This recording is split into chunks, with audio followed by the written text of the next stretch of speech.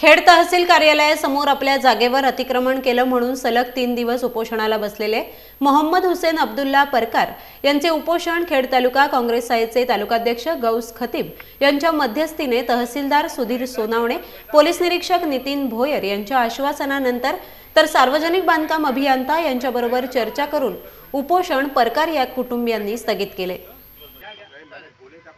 मी 6 तारखेला तिसऱ्यांदा उपोषणाला बसलो होतो।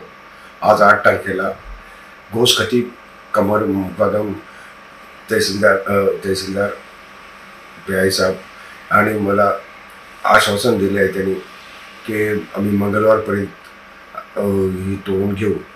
समते आशा जठाल आणि निलेश पावसे हे पण होते, त्यांनी सर्वांनी कबूल केले आणि यांची जिम्मेदारी तहसीलदारांनी आणि लोकांनी घेतलेली आहे।